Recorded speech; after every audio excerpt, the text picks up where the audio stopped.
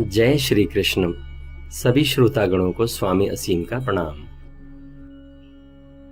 भगवद गीता दूसरे अध्याय का दूसरा श्लोक इस प्रकार है। कुतस्त्वाकशमलम् इदं विषमे समुपस्थितम् अनार्यजुष्टमस्वर्ग्यम् अकीर्तिं करम अर्जुन। एक बार फिर से सुनेंगे। कुतस्त्वाकशमलम् इदं विषमे समुपस्थितम् अनार्यजुष्टमस्वर्ग्यम् अकीर्तिं करम अर्जुन।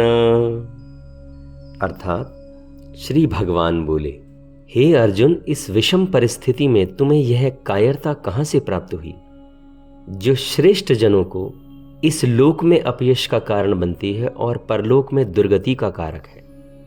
इस श्लोक के भाव को समझने का प्रयत्न करते हैं। सबसे पहले हमने सुना श्री भगवान वाच। मित्रों, यहाँ सबसे पहले श्री शब्द को समझ लेना चाहिए। श्री का अर्थ होता है वो जो प्रकाश को चारों ओर फैलाए, प्रकाश को सभी दिशाओं में फैलाता हो, वह श्री है। भगवान शब्द को भी हमें दो हिस्सों में संधि विच्छेद करके समझना चाहिए। भग धन वान। भग का अर्थ हुआ वो जो ऐश्वर्य से युक्त है। ऐश्वर्य हमें कहाँ से प्राप्त होता है? ऐश्वर्य हमें सुख से, समृद्धि से, सौभाग्य से प्राप्त होता है। और वान शब्द का अर्थ हुआ वो जो उससे पूर्ण है। भगवान शब्द का अर्थ हुआ जो ऐश्वर्य से पूर्ण है। मित्रों, भगवान में ऐश्वर्य, धर्म, यश, ज्ञान, वैराग्य और श्री, ये छहों भग नित्य रहते हैं।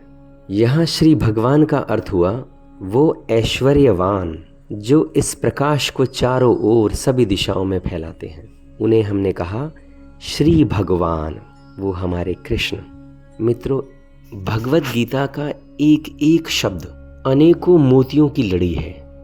जितनी बार हम पढ़ेंगे, जितनी बार हम गोते लगाएंगे, इसमें असंख्य हीरे, माणिक, मोती, रत्न बिखरे पड़े हुए हैं।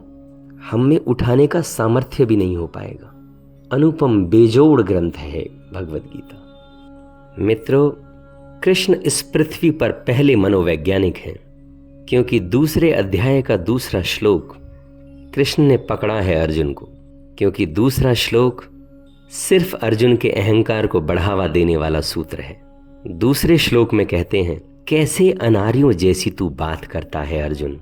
यहाँ आर्य का अर्थ है श्रेष्ठ जन, अनार्य का अर्थ है निकृष्ट जन। आर्य का अर्थ है अहंकारी जन, अनार्य का अर्थ है दीनहीन। तो कैसी अनार्यों जैसी बात करता है रे अर्जुन। अब सोचने जैसा है कि दया की बात अनार्यों जैसी बात है। आंख में दया से भरे हुए आंसू अनार्यों जैसी बात है। और कृष्ण कहते हैं इस पृथ्वी पर अपयश का कारण बनेगा और परलोक में भी अकल्याणकारी है। आपने देखा ना, संजय पहले श्लोक में कहते हैं दया से भरा अर्जुन, आंखों में आंसू लिए। और दूसरे श्लोक में जो कृष्ण कहते हैं उनमें कोई तालमेल नहीं दिखाई पड़ता, क्योंकि दया को हमने कभी ठीक से समझा ही नहीं। दया भी अहंकार का भूषण है, दया भी अहंकार का कृत्य है, वह भी ईगो एक्ट है। अच्छे आदमी का ईगो एक्ट है, क्रूरता बुरे आदमी का ईगो एक्ट है। मित्रों, ध्यान रहे, अहंकार अच्छाइयों से भी अपने को भरता है, बुराइयों से भी अपने को भरता है। अक्सर तो ऐसा होता है कि जब अच्छाइयों से अहंकार को भरने की सुविधा नहीं मिलती, तभी बुराइयों से अपने को भरता है। इसलिए जिन्हें हम सज्जन कहते हैं, जिन्हें हम दुर्जन कहते हैं, उनमें ज्यादा मौलिक भेद नहीं होता, ओरिजिनल भेद नहीं होता। सज्जन और दुर्जन एक ही अहंकार की धुरी पर खड़े होते हैं। फर्क इतना होता है कि दुर्जन अपने अहंकार को भरने के लिए दूसरों को चोट पहुंचा सकता है, सज्जन अपने अहंकार को भरने के लिए स्वयं को चोट पहुंचा सकता है। चोट पहुंचाने में फर्क नहीं होता। अर्जुन कह रहा है इनको मैं मारूं, इससे तो बेहतर है मैं मर जाऊं। यानी अगर हम मनोविज्ञान की भाषा में समझें तो अर्जुन मैसोचिस्ट की भाषा बोल रहा है। वो अपने को पीड़ा पहुंचाने की, दुख पहुंचाने की भाषा में बात कर रहा है। देखा ना कभी आपने, जब कोई व्यक्ति अपने को पीड़ा पहुंचाने लगता है, अपने को भूखा मारने लगता है, तो वो सामने वाले को कष्ट देने का प्रयत्न करता है।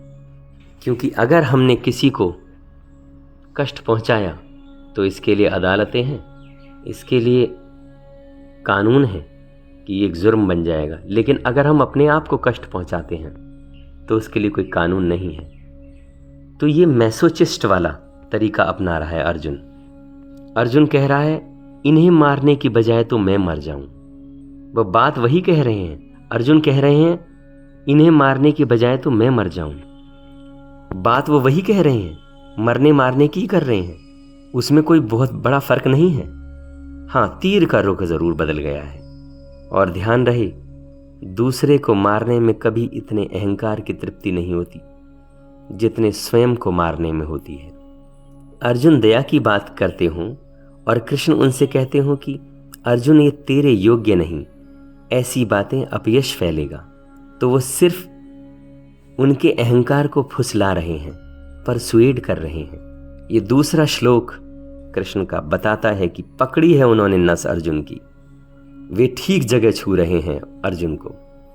क्योंकि अर्जुन को यह समझाना कि दया ठीक नहीं है और यह भी समझाना कि दया और करुणा में फासला है, अभी व्यर्थ है यह बात। क्योंकि अभी अर्जुन की रग अहंकार है। क्योंकि अर्जुन अभी दूसरों को दुख देने की जगह अपने को दुख देने के लिए तैयार हो रहे हैं।